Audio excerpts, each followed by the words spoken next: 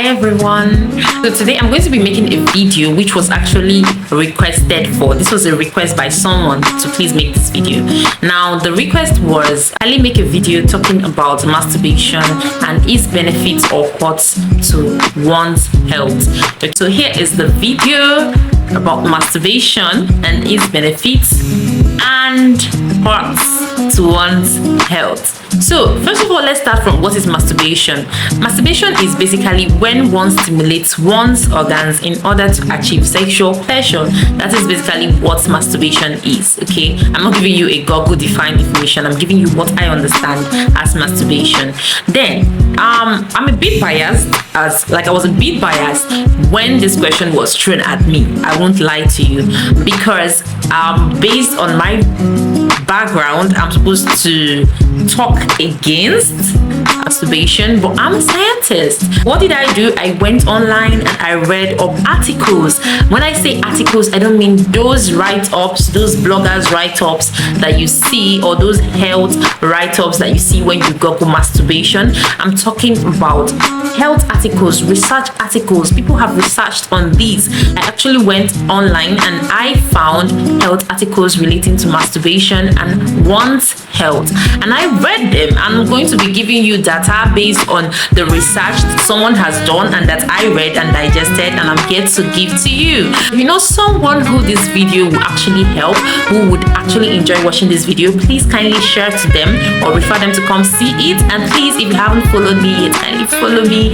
and be ready to see more interesting videos. And in case you have any topic you would like me to research on and bring back data for you, I'm here for you. You can just send me a DM, a direct message, and I will certainly read up on them and then give you a report. You can send a message to either of those handles that you see going on the screen at the moment. But let's go back to the topic at hand. Masturbation and its benefits or costs to one's health. Typically, I read a lot of articles before I came here. In the articles, most times we see articles that are dated 2003, 2005, 2004, 2001, 1990s. They were basically, most of them were just talking about the positive forms of masturbation. They were all talking about how it helps you with your sexual function, how it helps you to know your body, especially when it's hard to talk about women masturbating. Yes, it talks mostly about how it helps a woman to know how she can orgasm more and all that. But then I noticed something in articles dated 2020, 2021, 22, 23. The focus shifted from understanding masturbation's benefit for sexual health to understanding masturbation's benefits and if it causes any harm to one's general health. And when I talk about general health, I mean your emotional health, your psychological health, your physical health, your relationship health, how you relate with people, and every other thing. I'm going to be giving you results based on these later studies, because I feel that most times later studies have more data in comparison to older studies. Yes, and I'm actually giving you what the older studies talked about. They talked about the benefits of masturbation.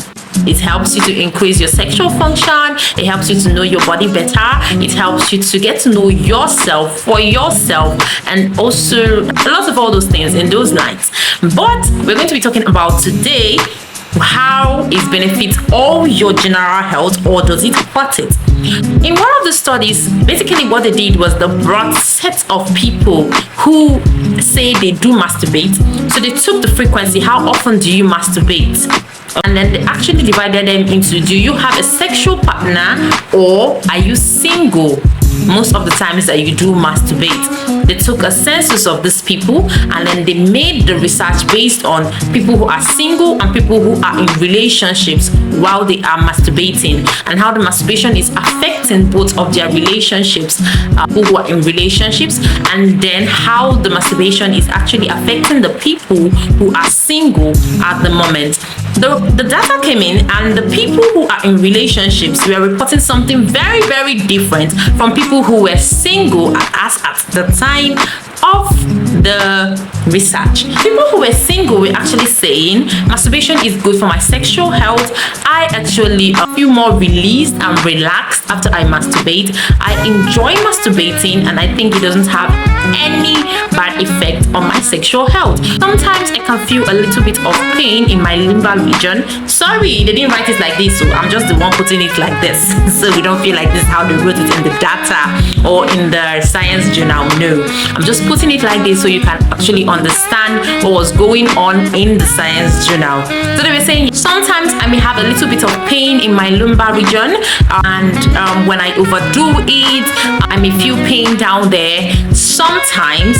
But apart from that, I think I actually enjoy masturbation, and that was it for them. And then some people actually reported for students were reporting that sometimes when they overdo it, they feel sleepy, they feel groggy the next day, they feel uncomfortable talking to people. That some of them, they feel they're already addicted to masturbation, and they feel uncomfortable explaining themselves to people, especially when they feel like those people may be against it if they found out that they do that. So apart from that, the people who were in relationships now were the people that started talking about their challenges regarding to masturbation.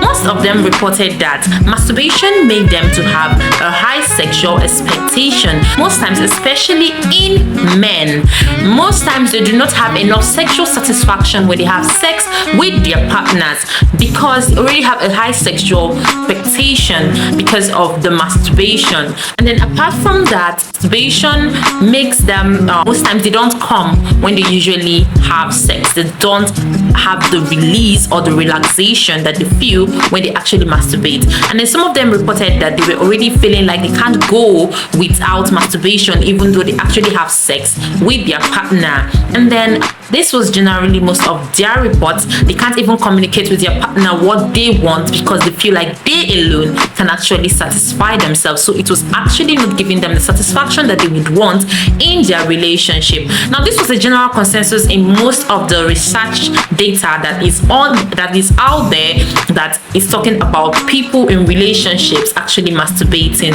So there is a divide between I'm single and I'm masturbating, I enjoy it, and then I'm in a relationship and I'm masturbating.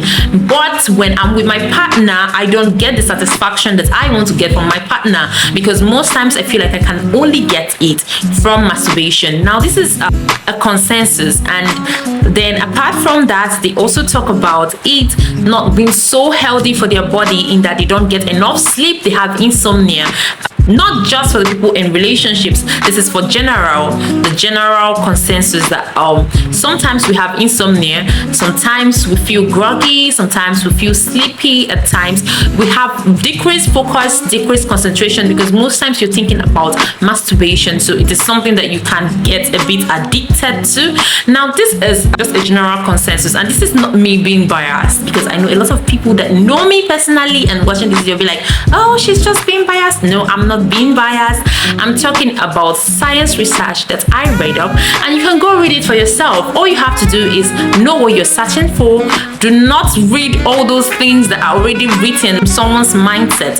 Read the science reports directly. Search for journal reports. You can look for NCBI reports. You can look for you can write on Google journals about masturbation and its impacts on health. Now, when you write journals, please make sure, because it's going to still give you some of those bloggers posts, please make sure you don't just read the bloggers post. Just try to read journals. Journals are scientific journals. They come with an abstract, an introduction, a method, and a discussion and a conclusion. Now, if it doesn't have anything like this, that means it is not a journal. So anyway, when you finish reading it, you can send me a message and tell me what you found out, whether I was biased or not. Do have a lovely day. Bye, guys.